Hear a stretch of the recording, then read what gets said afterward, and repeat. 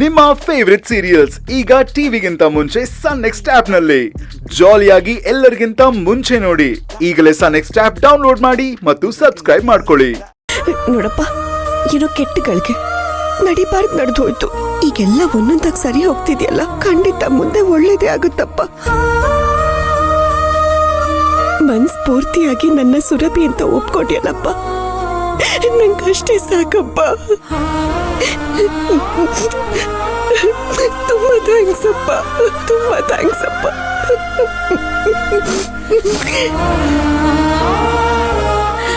ರೀ,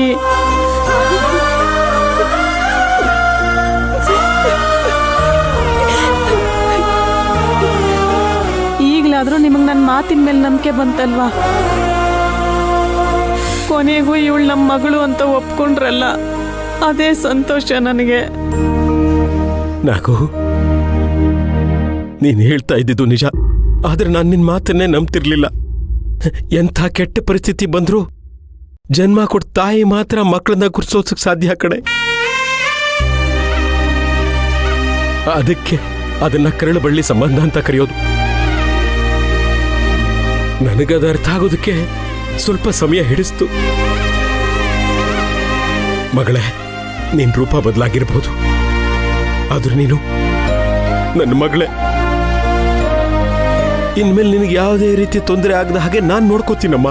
ಇನ್ಮೇಲೆ ಯಾವತ್ತು ಯಾವುದೇ ಕಾರಣಕ್ಕೂ ನಿನ್ನ ಬಿಟ್ಕೊಡೋ ಮಾತೇ ಇಲ್ಲಮ್ಮ. ನೀನೇ ನನ್ನ ಬಂಗಾರು, ನನ್ನ ಮಗಳೇ.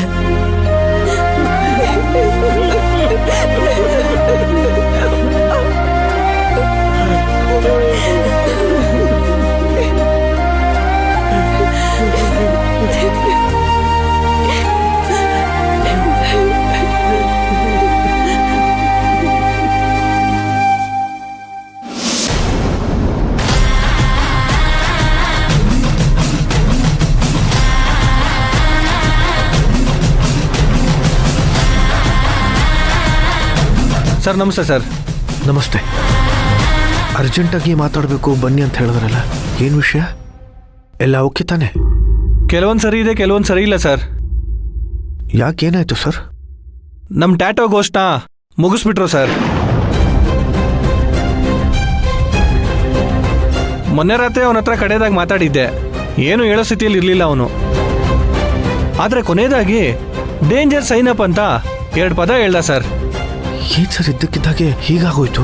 ಸರ್ ನಾನು ಮೊದಲೇ ಹೇಳಿದ್ನಲ್ಲ ಸರ್, ಈ ಥರ ಕೆಲಸ ಮಾಡೋವಾಗ ನಮ್ಮ ಲೈಫ್ನ ತುಂಬ ರಿಸ್ಕಲ್ಲಿಟ್ಟು ಕೆಲಸ ಮಾಡೋಕ್ಕಾಗುತ್ತೆ ಸರ್. ಬಟ್ ನಾವು ರಿಸ್ಕ್ ತೊಗೊಂಡು ಮಾಡಿದ್ವಿ, ಅವನ ಪ್ರಾಣನೇ ಕಳ್ಕೊಂಡ. ಛೇ, ಎಂಥ ಕೆಲಸ ಆಗೋಯ್ತು. ಇತ್ತೀಚೆಗೆ ಅವನ ಎಂಗೇಜ್ಮೆಂಟು ಆಗಿತ್ತಲ್ವಾ? ಹೌದು ಸರ್. ಮೇಲಾಗಿ ವಯಸ್ಸಾದ ಅಪ್ಪ ಅಮ್ಮ, ಒಬ್ಬಳು ತಂಗಿನೂ ಇದ್ದಾಳೆ ಸರ್. ಅವನ ಆತ್ಮಕ್ಕೆ ಶಾಂತಿ ಅಂತೂ ಸಿಕ್ಕಿರಲ್ಲ.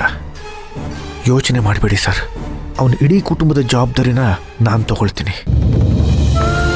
Thank you sir. ಅಲ್ಲ, ಈ ಡೇಂಜರು ಸೈನ್ ಆಫ್ ಅಂತಂದ್ರೆ ಏನರ್ಥ ಸರ್? ನಾವು ಮಾಡ್ತಾ ಇರೋ ಪ್ರಾಜೆಕ್ಟಲ್ಲಿ ತುಂಬ ಅಪಾಯ ಇದೆ, ಅದನ್ನು ಇಲ್ಲಿಗೆ ನಿಲ್ಲಿಸಿ ಅನ್ನೋದೇ ಅರ್ಥ ಸರ್. ಅಲ್ಲ, ನಾವಿನ್ನೂ ಕಾಲ್ಭಾಗನೂ ಕಂಡು ಹಿಡಿದಿಲ್ವಲ್ಲ ಸರ್. ಬೇಡ ಸರ್, ಇದನ್ನು ಇಲ್ಲಿಗೆ ನಿಲ್ಲಿಸ್ಬಿಡೋಣ ಸರ್. ಇನ್ಮೇಲೆ ನಾನು ನಿಮಗೆ ಯಾವುದೇ ರೀತಿ ಸಹಾಯ ಮಾಡೋದಕ್ಕೆ ಆಗೋದಿಲ್ಲ. ಅಲ್ಲ ಸರ್, ಇದಕ್ಕಿದ್ದಾಗೆ ಯಾಕೆ ಹೀಗೆ ಹೇಳ್ತಾ ಇದ್ದೀರಾ? ನನಗೆ ಟ್ರಾನ್ಸ್ಫರ್ ಆಗಿದೆ. ಡಿಪಾರ್ಟ್ಮೆಂಟ್ನವರು ನನ್ನನ್ನು ಉಳಿಸ್ಕೊಳ್ಳೋದಕ್ಕೋಸ್ಕರ ಇಲ್ಲಿಂದ ಎತ್ತಂಗಡಿ ಮಾಡಿದ್ದಾರೆ. ಸಾಧ್ಯವಾದರೆ ನೀವು ಈ ಕೇಸ್ ಹಿಂದೆ ಬೀಳೋದಕ್ಕೆ ಹೋಗಬೇಡಿ. ಆದಷ್ಟು ನೀವು ಹುಷಾರಲ್ಲಿ ಇರಿ ಸರ್. ಇದು ನಮ್ಮ ಜೀವನದ ಕೊನೆ ಭೇಟಿಯಾಗಿರುತ್ತೆ. ಮತ್ತೆ ನಾನು ನಿಮ್ಮನ್ನು ಮೀಟ್ ಮಾಡೋದಕ್ಕೆ ಆಗೋದಿಲ್ಲ ಸರ್. ಯಾವುದಕ್ಕೂ ಈ ವಿಚಾರದ ಬಗ್ಗೆ ಬೇರೆಯವ್ರ ಹತ್ರ ಮಾತಾಡಬೇಡಿ ಸರ್. ನಾನಿನ್ನು ಬರ್ತೀನಿ.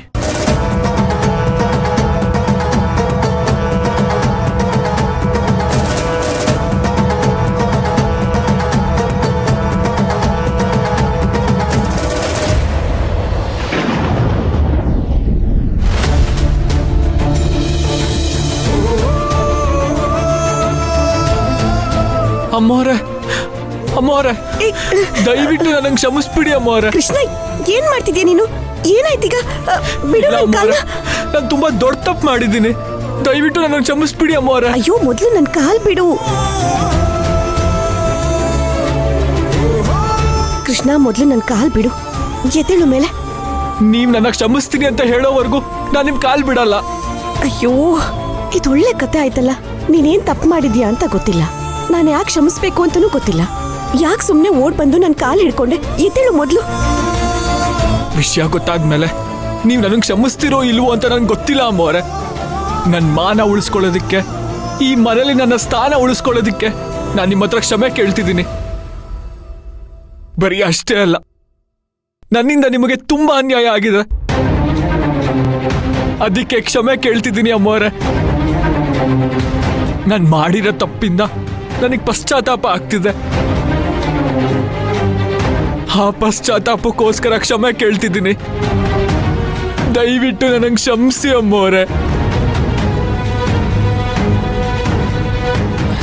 ಆಯ್ತು, ಕ್ಷಮಿಸಿದ್ದೀನಿ. ಎದ್ದೇಳು ಮೇಲೆ. ಏಳು ಮೇಲೆ. ನೀನೆಂತ ಮುಗ್ಧ, ಎಷ್ಟು ಭಯ ಪಡ್ತೀಯ ಅಂತ ನನಗೆ ಗೊತ್ತು. ನಿನ್ ಕಾಲ್ ಹಿಡ್ಕೊಂಡು ಕಣ್ಣೀರ್ ಹಾಕ್ತಿದ್ಯಾ ಅಂದ್ರೆ ಖಂಡಿತ ಇದ್ರ ಹಿಂದೆ ಒಂದು ಪಶ್ಚಾತ್ತಾಪದ ಭಾವನೆ ಇದ್ದೇ ಇರುತ್ತೆ. ಹೇಳು ಕೃಷ್ಣ, ಕ್ಷಮೆ ಕೇಳೋಂಥ ತಪ್ಪು ನೀನೇನ್ ಮಾಡಿದ್ಯಾ? ಇಷ್ಟಕ್ಕೂ ನೀನ್ ನನಗೆ ಮಾಡಿರೋ ಅನ್ಯಾಯ ಆದ್ರೂ ಏನು?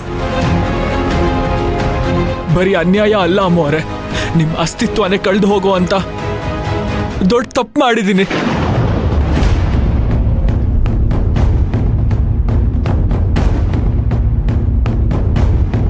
ಇದಕ್ಕೆಲ್ಲ ಮುಖ್ಯ ಕಾರಣನೇ ಆ ಶಿವಾನಿ.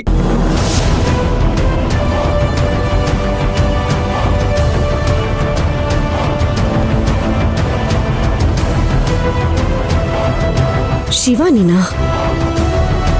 ಹೌದು ಅಮ್ಮೋರೆ, ನೀವು ಮನೆಗೆ ಬಂದ ಹೊಸ್ತರಲ್ಲಿ ಯಾರು ನಿಮ್ನ ನಂಬೋ ಸ್ಥಿತಿಲಿರ್ಲಿಲ್ಲ. ಆಗ ಶಿವಾನಿ ನನ್ನನ್ನು ಕರೆದು